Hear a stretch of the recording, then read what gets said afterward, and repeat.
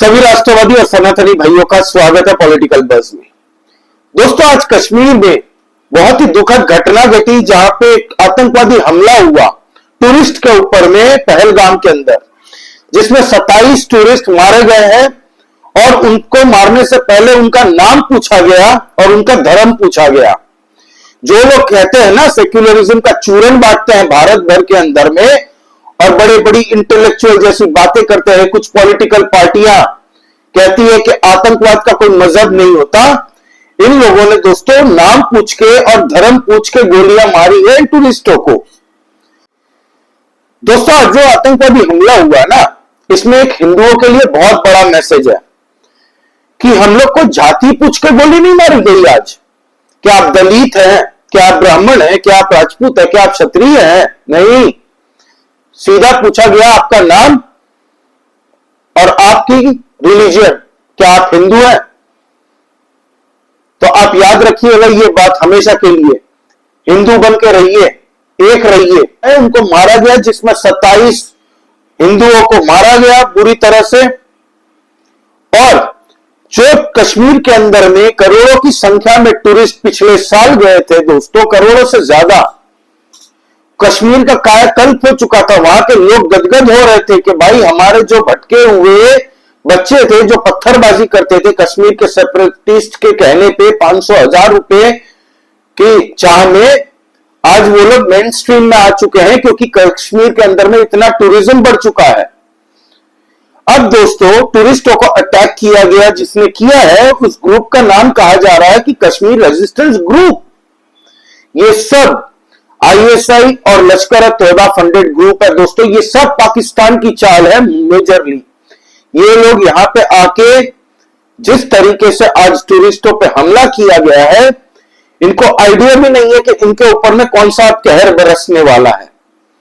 और ऑब्वियस सी बात है, भारत के अंदर में हर एक भारतीयों का भी खून खौल रहा है, हर एक भारतीयों का भी खून खौल रहा है कि इन आतंकवादियों का पूरा जितने भी फैमिली मेंबर्स हैं, इनके अगर घर भी है भारत के अंदर में, तो पूरा घर को नष्ट नाबूद कर दो। इनकी फैमिलियों पे भी कार्यवाही होनी चाहिए, ये मांग कर रहे हैं। लोग इमोशनल हो जाते हैं, सरकार को सवाल पूछते हैं, लेकिन हम इमोशन में बह के ये फैक्ट को कभी नजरअंदाज नहीं कर सकते कि हमारी सेना, हमारी वहां की पुलिस, कश्मीर की, जम्मू एंड कश्मीर की पुलिस फोर्स, ये लोग न जाने कितने ऐसे आतंकवादी हमलों को दोस्तों डिफ्यूज करते हैं। 100 से ज्यादा आतंकवादी ऐसे हमलों को ये लोग सक्सेसफुली डिफ्यूज कर देते हैं, रोक लेते हैं। एक आधा आतंकवादी हमला हो जाता तो सब चढ़ बैठते हैं सरकार पे, सब चढ़ बैठते हैं जम्मू की पुलिस प्रशासन पे, सब चढ़ बैठते हैं इंडियन आर्मी पे, सवाल उठाने लगते हैं सोशल मीडिया में। कुछ पॉलिटिकल पार्टियां तो तैयार बैठी होती है सोशल मीडिया के ऊपर में कि कब भारत के अंदर में कुछ अनहोनी घटना घट जाए, हम सीधा सरकार को घेरने चालू कर दें। आपको पता है दोस्तों, जैसे ही ये आतंकवादी हमला हुआ, 2:45 बजे लगभग कहा जा रहा है कि ये आतंकवादी हमला हुआ है, जिसमें धर्म नाम पूछ के आतंकवादियों ने हिंदुओं पे गोलियां चलाई और इनको मार उतारा। क्या कसूर था इनका कि ये हिंदू है, कि ये टूरिस्ट बन के वहां पे गए थे कश्मीर के अंदर में, और बेशरम कुछ लोग वहां के पहलगाम के लोकल लाइट्स, कश्मीर के कुछ नेता बोल रहे हैं हमें दुख हो रहा है, बहुत ही भयावह चीज है, मुश्किल से कश्मीर स्टेबिलिटी की तरफ आया था, अब हमारे रोजगार का क्या होगा। तो बेशर्मो, तुम्हें तुम्हारी रोजगार की पड़ी है, जबकि 27 हिंदुओं पे गोलियां चली है, 27 भारतीयों को मारा गया है आतंकवादियों के द्वारा। आप इस कश्मीर की बात सुनिए जो मैं अभी वीडियो दिखाने वाला हूं आपको, और साथ ही साथ में इसके पीछे दो बैठे हुए लोग हैं, दो बच्चे लोग लग रहे हैं आपको, 20, 22, 24, 25 साल की उम्र होगी, ज्यादा नहीं। हंस रहे हैं बेशर्म, इनको कोई दुख नहीं है, एक तरीके से ये मन ही मन खुश है, हंस रहे हैं जब ये बंदा कुछ बोल रहा है। आप इसकी बात भी गौर से सुनिएगा और पीछे जो बैठे हैं उनका एक्सप्रेशन भी देखिएगा। मेरा नाम उमर है। पहलगाम में है ना? पहलगाम में इस वक्त हूँ, परेशानी की हालत में हूँ। तो कितना बड़ा नुकसान है? अंदाजा नहीं कितना परेशान है हम, कितना नुकसान हुआ, ये सब के लिए नुकसान है। पहले इंसानी जो जाने चले गई, इनका बड़ा दुख है हमें। हम खुद परेशान हैं, हमें समझ में नहीं आ रहा है हम कहाँ पे हैं। हमारे गेस्ट भी परेशान हैं, हम भी परेशान हैं। हाँ, तो गलत हुआ, ऐसा नहीं होना चाहिए था। गलत हुआ, बहुत गलत हुआ। ये है रियलिटी। और हमारे यहाँ पे जो इंटेलेक्चुअल बैठे हैं ना, कुछ पॉलिटिकल पार्टी सेकुलरिज्म का चूरन बेचने कि आतंकवाद का मजहब नहीं होता है, होता है। इन लोगों ने वहां पे लोगों को बोला कि आप कलमा पढ़िए, नहीं पढ़ पाए तो भून दिया उनको। और ये न्यूज 18 की न्यूज रिपोर्ट बता रहा हूं मैं, अब तो हर टीवी चैनल में आ रहे हैं। अमित शाह जी ने तुरंत मीटिंग बुलाई वहां पे, जिसमें हमारे एनएसए थे, एलजी थे, कश्मीर जम्मू एंड कश्मीर के, वहां के डीजीपी साहब थे, सब बड़े बड़े जो भी स्टेक होल्डर्स है इसमें, सबके साथ में मीटिंग बुलाई। तात्कालिक मीटिंग होने के बाद में प्रधानमंत्री से भी उनकी बात हुई। प्रधानमंत्री आज ही हमारे सऊदी अरेबिया पहुंचे हैं, जद्दा। जद्दा से अमित शाह जी की उनकी बात हुई और अमित शाह जी तुरंत निकल चुके वहां से पहलगाम के लिए। और अभी अभी थोड़ी देर पहले 10-15 मिनट पहले अमित शाह जी पहुंच चुके हैं पहलगाम, वहां का जायजा लेने। अब तक कितने लोग मरे थे उसका फिगर भी नहीं आ रहा था, लेकिन थोड़ी देर पहले से फिगर आने शुरू हो चुके। वहां के लिए दोस्तों हेल्पलाइन नंबर भी जारी कर दिया गया है। और ये कोई छोटी घटना नहीं है, छोटा आतंकवादी हमला नहीं है। यहां पे कई ऐसे 150 से 200 लोग थे कहा जा रहा है। हालांकि आतंकवादी वहां तक कैसे पहुंचे, किसने उनकी मदद की, ये सब हमें बाद में पता चलेगा।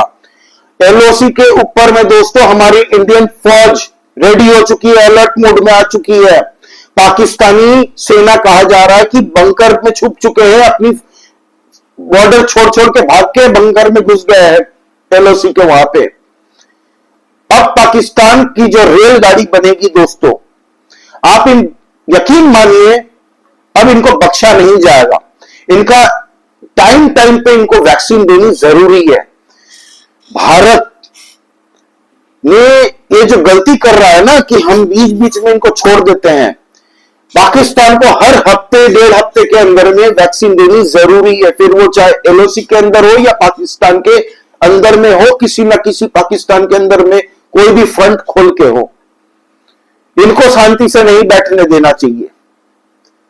दोस्तों हम इमोशंस में बह के बहुत सारी ऐसी बातें कह जाते हैं सरकार को, लेकिन हमें यह बात भी नहीं मानना चाहिए कि कश्मीर के अंदर में हमारी सेना आज भी मौजूद है। वहां की पुलिस फोर्स कश्मीर के अंदर, जम्मू एंड कश्मीर के अंदर में अलर्ट है दोस्तों। ऐसी न जाने आए दिन कितने हमलों को वो लोग रोकती है, एक आध हमले रोकने में नाकाम हो जाती है तो हम लोग सवाल उठा लेते हैं, लेकिन होश में जोश नहीं खोना है। हमें सरकार पे भरोसा रखना है।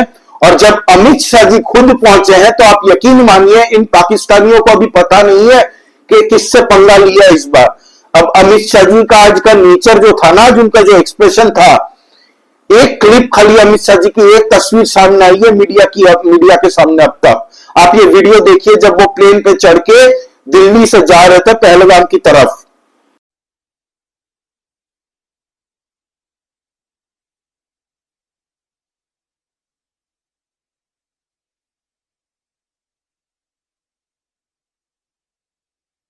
देखा आपने दोस्तों, दिल्ली से पहलगाम की तरफ वो जब फ्लाइट में चढ़ रहे थे तब की ये वीडियो है।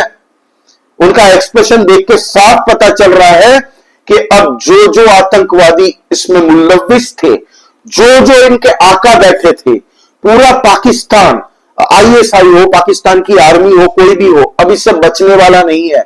इसकी बहुत बड़ी कीमत चुकानी पड़ेगी। हमारे देश के अंदर में जो ये आतंकवादी हमला किया गया है कश्मीर के अंदर में, इन सब आतंकवादियों को, इनके आका को, इनके स्पॉन्सर्स को, इसके मास्टरमाइंडों को ढूंढ ढूंढ के ठिकाने लगाया जाएगा। इतना भरोसा मुझे मोदी सरकार और अमित शाह जी पे है। मैं इमोशंस में बैठ के बड़ी बड़ी डींगे नहीं हाँकने वाला कि सरकार की गलती है, सरकार ने ये कर दिया। ये वक्त वो नहीं है जब आप बातें बड़ी बड़ी करें कि हमने तो पहले ही सरकार को ये सुझाव दिए थे, हमने ये कहा है, इसमें ये सरकार की नाकामी है, इसमें वो पुलिस की नाकामी है, जम्मू पुलिस की नाकामी गिनाए बहुत जन आ जाएंगे सोशल मीडिया में भी, यहां पे भी, इस प्लेटफॉर्म पे भी। लेकिन इस टाइम सब भारतीयों को एक होना है, समझना है हमारे देश के अंदर में कुछ ताकतें हैं, कुछ पॉलिटिकल पार्टियां अब इसको पॉलिटिक्स का मुद्दा बनाएगी। राहुल गांधी देखिए अभी से शुरू हो चुके हैं, एक्स प्लेटफॉर्म पे इन्होंने दुख व्यक्त करते हुए लिखा है, भूल गए ये सब प्रॉब्लम इनकी नाना की देन है। जवाहरलाल नेहरू ने 370 जब टोका था कश्मीर के ऊपर में आर्टिकल 370 जब दिया था, तब सरदार वल्लभ भाई पटेल ने मना करने के बावजूद फोन मिलाया था, तब इनके फोन नहीं लग रहे थे भाई साहब के। ये सब देन इनके नाना की है, ये भूल जाते हैं राहुल गांधी। अभी अमेरिका में बैठे हैं और जब भी ये विदेश में जाते हैं भारत के अंदर में कुछ ना कुछ हो जाता है, कहीं ना कहीं कोई ना कोई समस्या खड़ी हो जाती है। मैं ये नहीं कह रहा कि इसमें इनका हाथ होगा, लेकिन पॉलिटिक्स करना वो कभी भूलते नहीं है कहीं से भी। और ये वक्त नहीं है सही, अभी एक साथ यूनाइट होने का वक्त है। और यही कांग्रेस की सरकार है जिसने 26/11 में आतंकवादी हमले जब हुए थे तब छोड़ दिया था, पाकिस्तान पे कोई एक्शन नहीं लिया था, उल्टा हिंदू आतंकवाद का नाम कॉइन करने की कोशिश की थी पूरी तरह से। और आज जब जो सरकार वहां पे गई है, क्या सोचते हैं अमित शाह जी ऐसे ही गए वहां पे टूरिज्म करने गए हैं? जो इसके पीछे है, जमीन के अंदर से भी अगर घुस के छुपे रहेंगे ना बंकर में, जमीन से हलक से मुंह निकाल के उनको खींच के लाया जाएगा, उनको 72 हुरों के पास पहुंचाया जाएगा। इन जिहादियों को बख्शने वाले कोई नहीं है, कोई नहीं बचने वाला। एलओसी पे हमारी आर्मी तैयार है, स्पेशल फोर्सेस को बुला लिया गया है, जो जंगल पहाड़ी सब जगह पे दोस्तों एक नंबर है, गुरिल्ला वॉरफेयर करने में एक्सपर्ट है। ऐसी टुकड़ियों को वहां पे बुलाया गया है ऑलरेडी। अब किसी का बाप नहीं बचा पाएगा इन जिहादियों को।